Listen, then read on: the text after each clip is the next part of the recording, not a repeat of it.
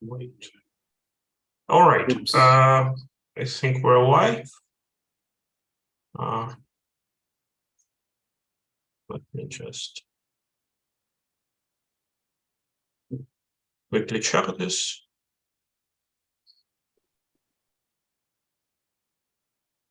Yeah, all right. I'm really glad to present Amartya, who will tell us about, oh, wait a moment, your screen gone dark. Yeah, that is why I asked. Yeah. It should be good now. No, oh yeah, it's okay now. Yeah, all right. I'm happy to present Amartya, who will tell us about extended reflection positivity for invertible topological quantum field theories. Please, Amartya, take it away. Right. Yeah, first like to thank everybody for giving me an opportunity to speak here. So as you may know, this is not my first time. Yep. So previous time I talked about something completely different, but here I am. So okay. Before beginning, let me give a bit of a warning. So in advance, I'd like to apologize for not having enough physics, because this is meant to be so this is like a homotopy theory talk, so there will be a lot of physics things that I won't be getting into and stuff. So I'd like to apologize for that in advance, but I'll give it my best. So yeah, I'll mostly talk about the stable homotopy theory. And all right, so first, okay, so here's the plan. So first there'll be some physics. I'll try, as I said, like at least try to explain the things that I've talked about in my abstract, like the like the fundamental notions of unitarity and locality in a quantum field theory. I'll try to explain it like as briefly as I can and as neatly as I understand it, right? And then we'll see how we see topological field theories in the framework of homotopy theory. And then this is something that we'll see later, like universal targets for invertible topological field theories will define an invertible topological field theory. The second section, and then we'll see Madsen-Tillman thumb spectra, we'll just define. And so, yeah, something that I probably didn't say before. So this is the first part of the talk. So this will have like, so there'll be another part where we'll state the main theorem, main reflection positivity reserve that we're interested in. So that is not something that we'll be seeing today. So yeah. Okay, right. So it's okay for those who are not familiar. So as mentioned in the abstract, we have like the fundamental notions of unitarity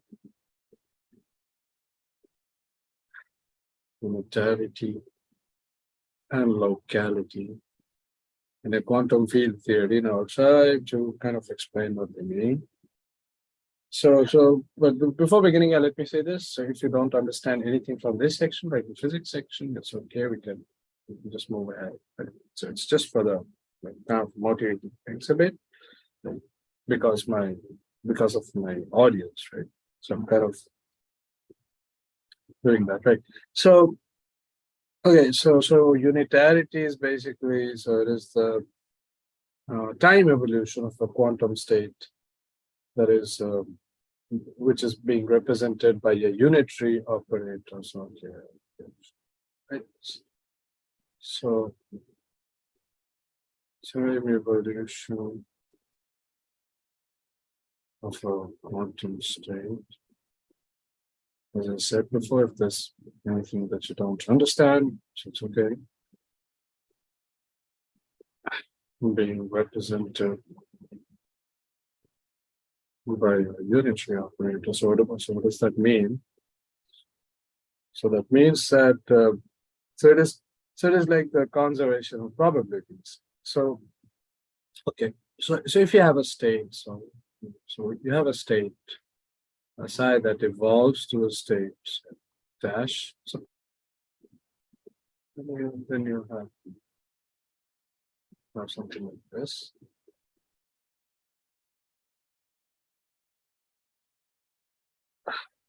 Right. So yeah, this is a basic idea. So yeah, I won't even try to get into the details anymore. So that is unitarity in a quantum field. Right. So now again, very roughly speaking, locality basically means that, like when I say locality in physics kind of perspective, it's like interactions can occur. Interactions can occur between objects if and only if the space-time interval separating them is time-like. Okay. So let me try and write that down. Just so theory is said to be interactions, and okay. So let me write this. Interactions can occur between objects of the space-time separating space-time interval, separating them as time-like. That is no. So a theory. So then a theory would be local. The theory is said to be local if interactions between the quantum fields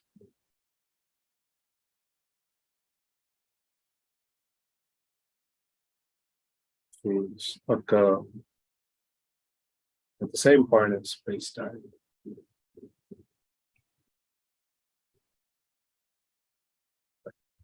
So, right. Okay. So now, I'll talk a bit about Wick-rotation. I'll try to explain what Wick-rotation is. So we'll do that. We'll see that in a moment. So what is reflection positivity? So first, you should know that again, I'm not getting into the details. So it turns out unitarity and locality persist after Wick-rotation. So I'll explain what Wick-rotation is and why.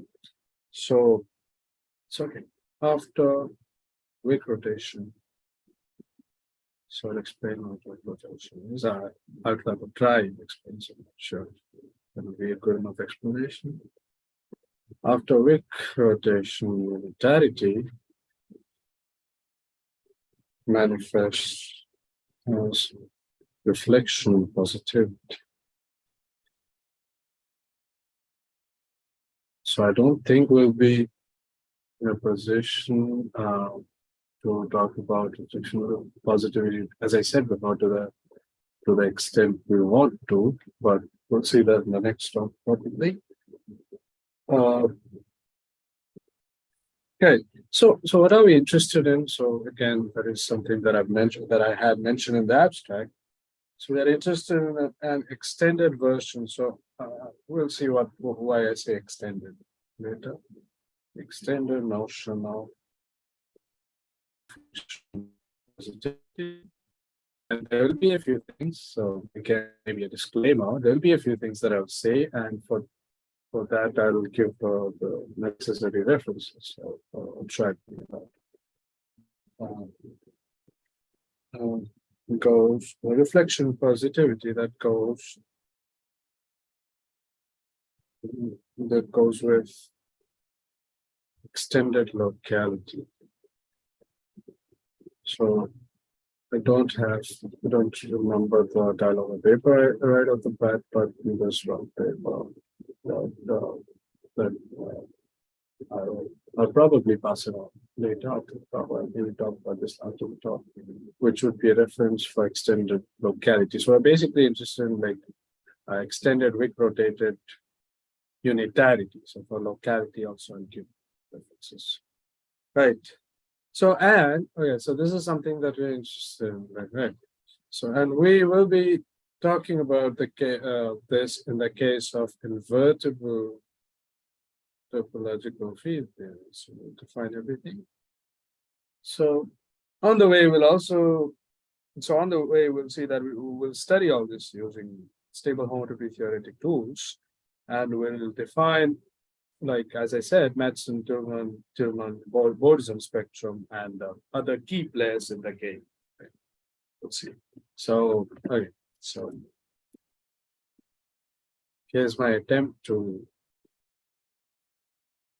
explain Wick-rotation. So I can. This is actually, yeah. This is also the explanation that you'll find in the paper. That's the reference for this talk. So, yeah. So I'm not getting into a lot of the physics detail. So roughly speaking, a quantum mechanical system. So when we say a quantum mechanical system, so we have a complex separable Hilbert space with a self-adjoint operator. Right? So we have a space with there's the Hermitian operator. Right? So when we say a quantum mechanical system, so it turns out the group of time transitions. So that is something that we call R. So that is represented unitarily. So that means the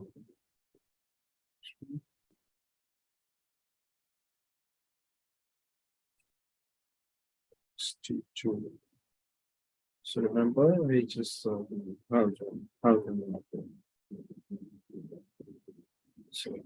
let me call this star. Now, it's assuming that H is a non-negative self-adjoint operator. So assuming so that basically means that so you say assuming positivity of energy. So assuming H is a non-negative self-adjoint.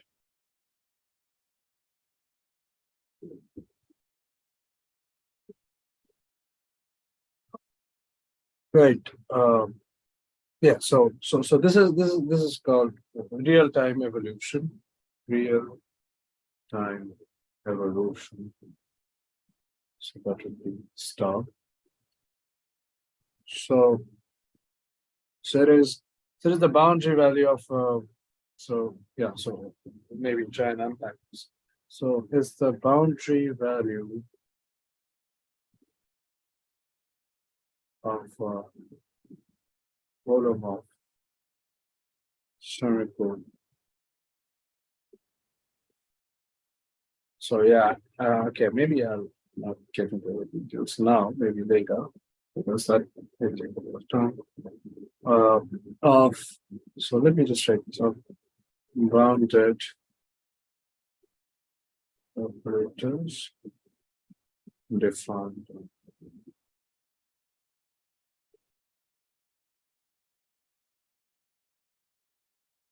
Which is the subset. So then the semigroup imaginary time evolution. So this was the real time evolution. Imaginary is called imaginary time evolution. Is precisely restriction to restriction to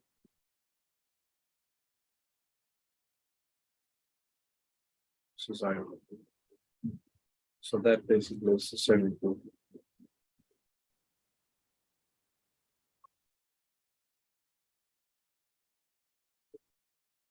So this transition that we make from this real-time evolution to imaginary time evolution. So this is the basic idea. This is a Wick-rotation. So again, yeah, I won't give an example or anything like that, but just for the time being. All right. Yeah, like there are other things also that I can be talking about. Like, depending on the context, like I can talk about reflection positivity in Euclidean quantum field theories, for instance, and other things. But I choose to do so. I choose to talk about the homotopy theory. So Okay, so that marks the end of the first section. Now, in the second section, so the second section now we'll talk about topological field theories in the framework of homotopy theory. Right? So again, so this is like very bare bones kind of an introduction because I'm not talking, as I said, you know, I've been stressing this again and again that I'm not talking about the physical motivations behind a lot of things. I'm just like, this is like really bare bones kind of a introduction maybe. So yeah. So yeah, so there are a few things that I myself would like to black box, but if you want references, I can give references. Like for instance, I won't talk about the theory of infinity and categories that we'll be using in length, but like a reference would be the paper by, okay, so I hope I remember, right? The paper by Wick and sorry, infinity and category theory, Wick, Choppy's paper on the unicity of the homotopy theory of identities.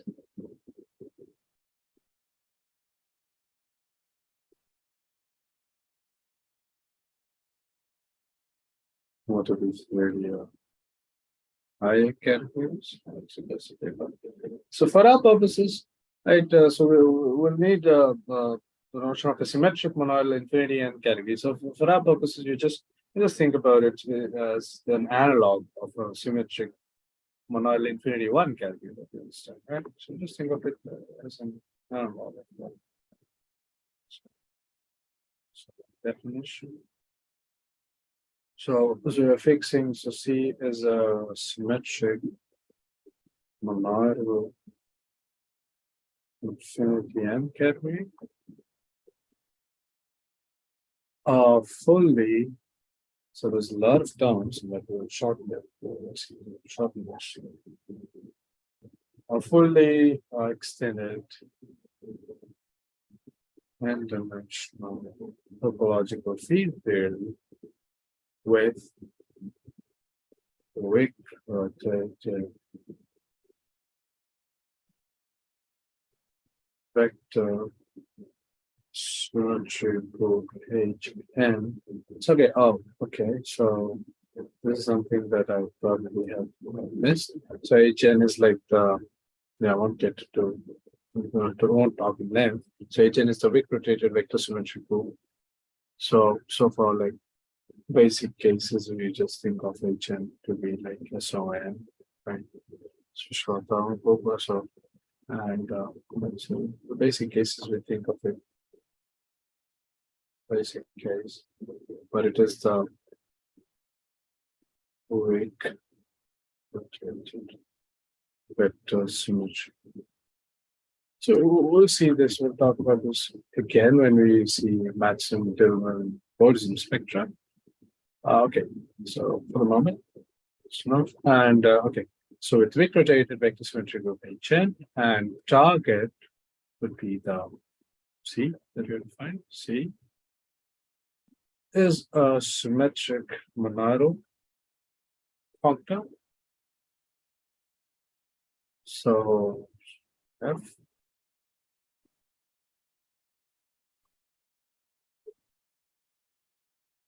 So this is the Boltzmann category again. I'm not finding it like so. It's the Boltzmann category. So this is the symmetric monoidal functor of this one. Okay. So we just call a fully extended n-dimensional topological field theory a topological field theory. Right? Just call it a TFT.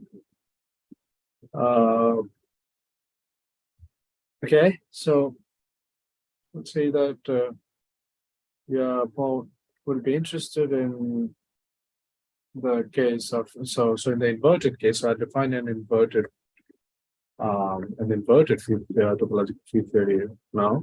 But we'll see that in the inverted case, we'd be interested in having two kinds of like so-called universal targets. These targets, this infinity n category that we have, and we'll see let's see if I can talk about so we'll see.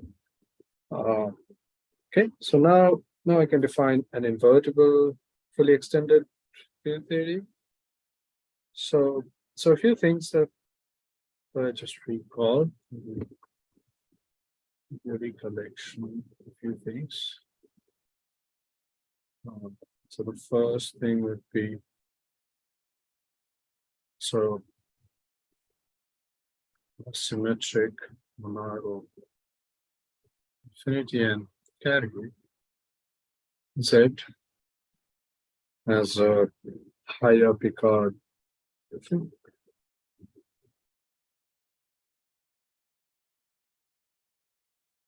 So what you do is that just formally adjoin inverses for every object and so just so because this is what we'll be using. Then so a symmetric monadal again, so Z is a symmetric monadal category, infinity n category. So you have a maximal Picard subgroup.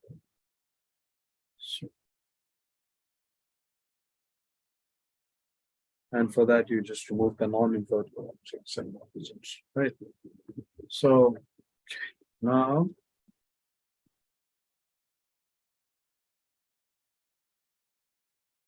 fully extended field theory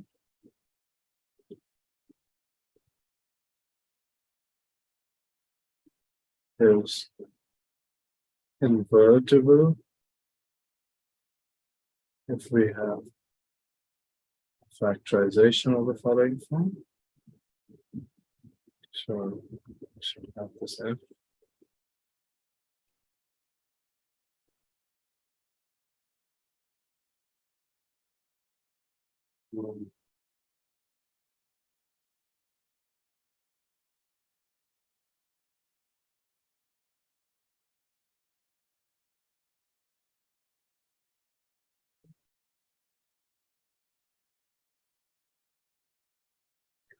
This have no, dash. So this is F. So and then passing on to the classifying spaces. Whoops. Passing on the classifying spaces. So you can equivalently define this F tilde as the infinity loop map.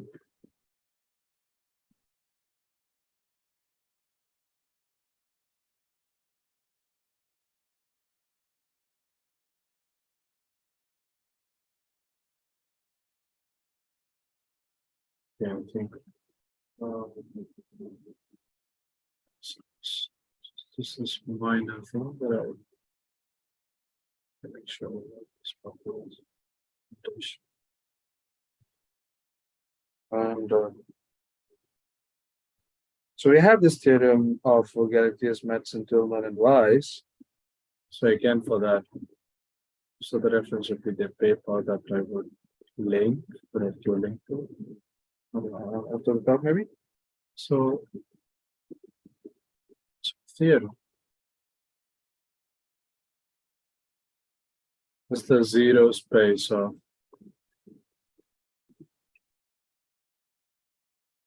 so we'll define Madsen Tillman spectrum later. We'll see them now, but after some time. Right? So this is a theorem due to Galactius, Madsen.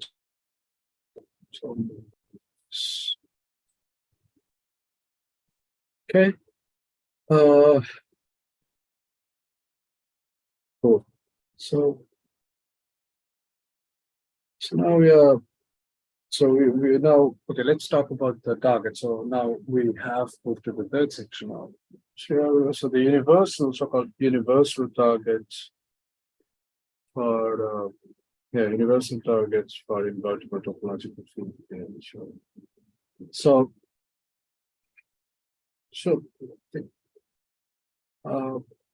the thing is that both of them are like there's a again, there's like a lot of motivation that comes with the picture behind them, and a bit of other physics things that are there as well.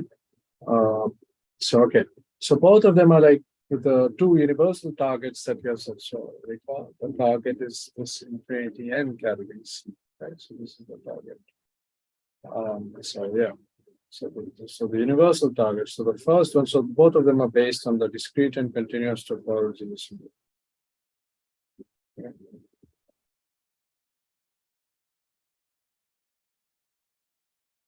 Oops. Okay.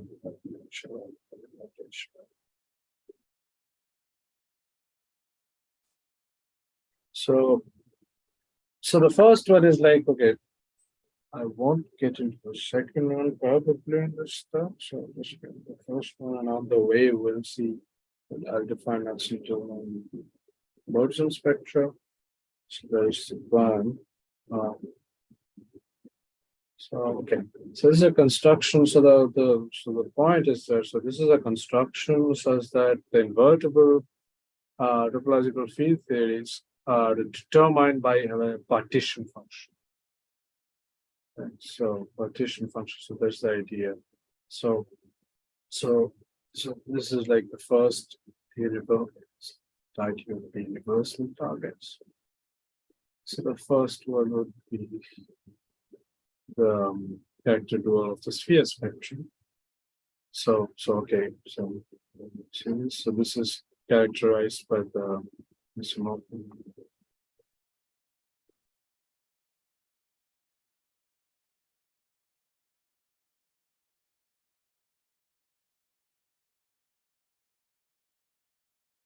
so these are like the homotopy classes of spectrum maps from B to C. This character 2. And so yeah, this is actually, in fact, this is an abelian to the characteristic group of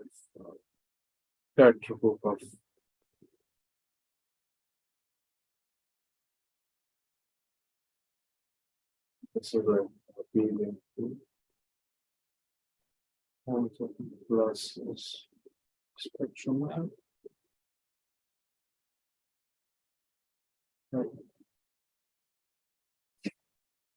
So using this, we'll now define a discrete, invertible, and dimensional extended topological field theory.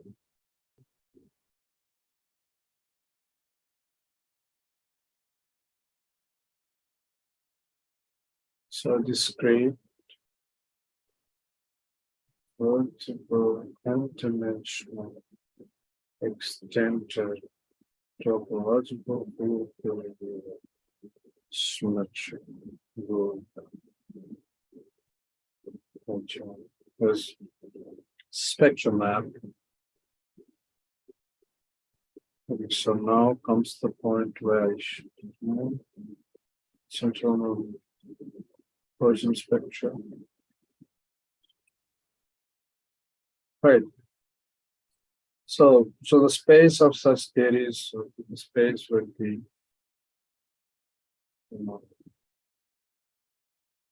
so this would be the space. So for notational convenience, I just call this S. Okay. And okay, so let's see what Matsumoto spectrum. Oh, okay. So I assume everyone. So as you know about thumb spectra. So it is a kind of thumb spectra actually. Thumb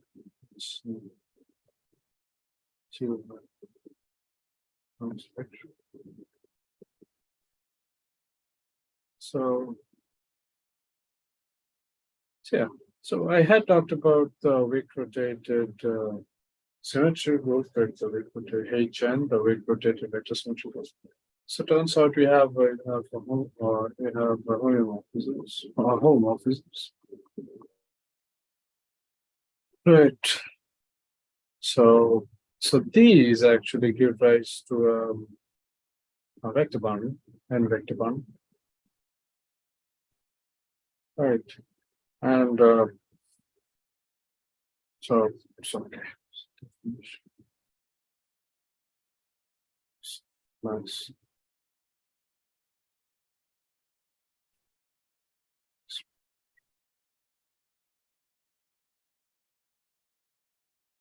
Is the film spectrum.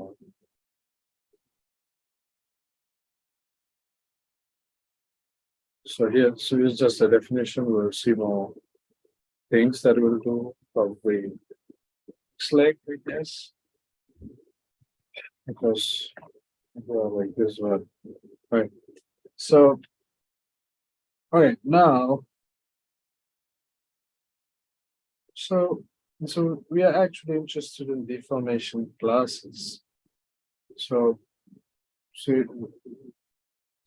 okay, maybe I didn't state the main theorem of the talk before, so we'll see why we are interested in deformation classes of these field theories. So turns out instead of the character door or the sphere spectrum, so it's more useful to talk about the Anderson door. And so that turns out to be more appropriate for talking about deformation classes. So now there'll be a few maybe not so technical things that are right, and that will kind of give us our main theorem for today. Right. Okay. So now by the universal property of Anderson door, right? So we'll have a short exact sequence. So this is just the universal property.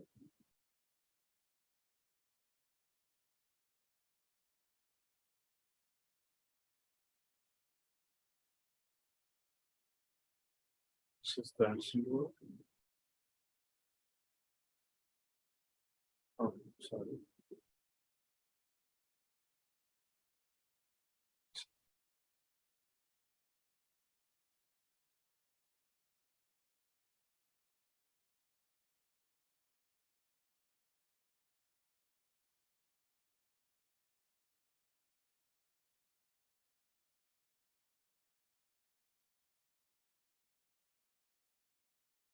So which is canonical exponent. Now, so the kernel is we can write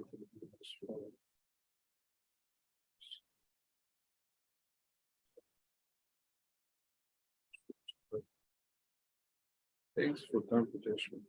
Like this will give us what we need.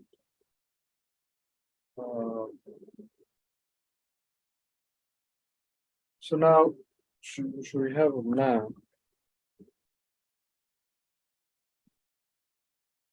So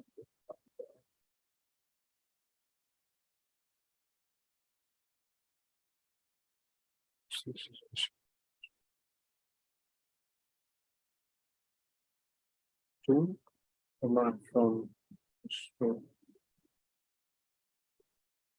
right. So we have a map like this, and so now this sends. So this sends like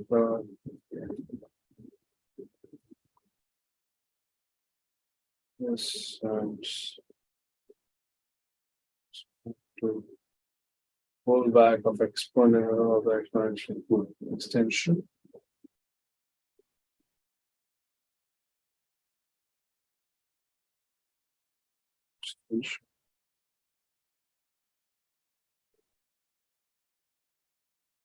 I'm not sure.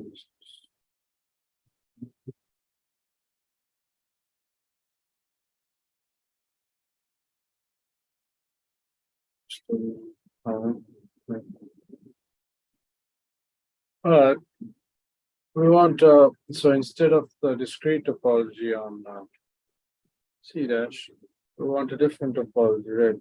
And for that, so again, that is because we are interested in deformation, so, and we'll see why. And so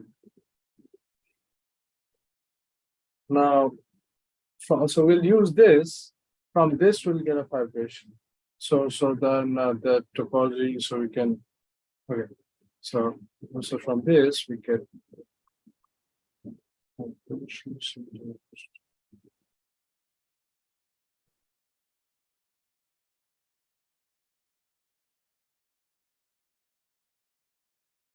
Right. And now, so this is what we'll use to define our deformation equivalence, right? So now remember we are working on the discrete trace only. Right, so I see that I am ahead of what I planned, kind of ahead.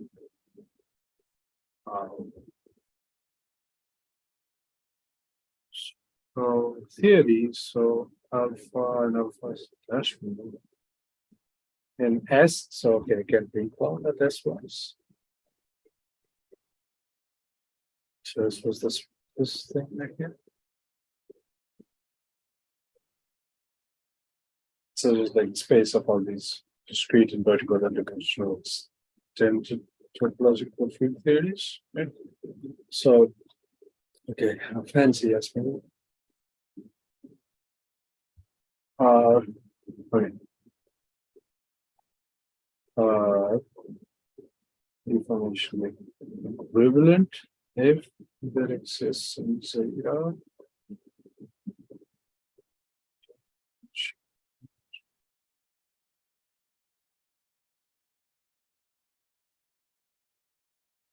Right. So that when the image under this X, this X that we have defined here is where these are like a small process.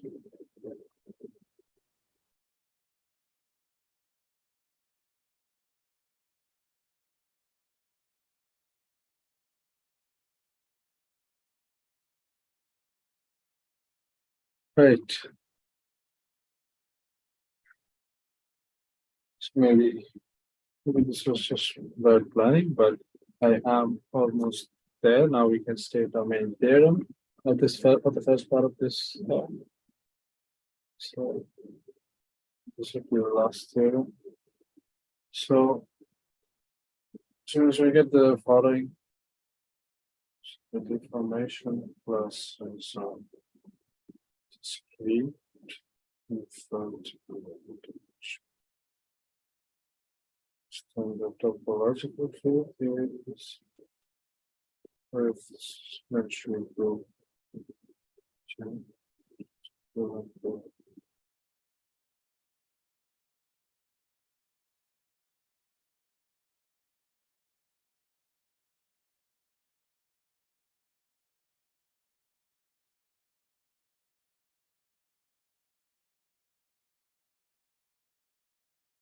So this is the first key theorem.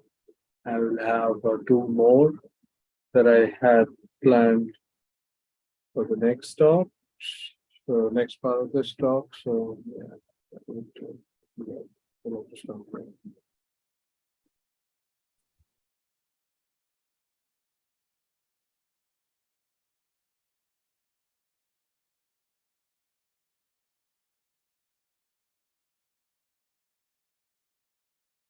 we'll see in the maybe just say this. So in the next talk we'll see the continuous version and possibly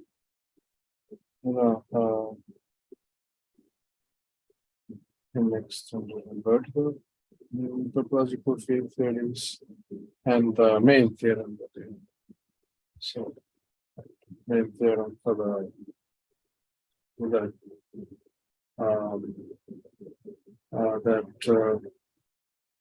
so this will be like the main theorem. It's like the deformation process reflects reflection positively invertible. So we will define reflection positivity and other things in the next topic.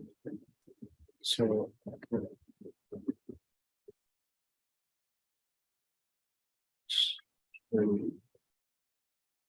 Start next picture.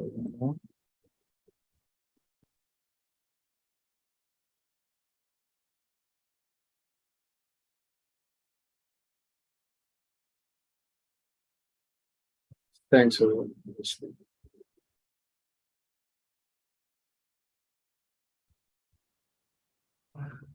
Yeah, should I stop the stream?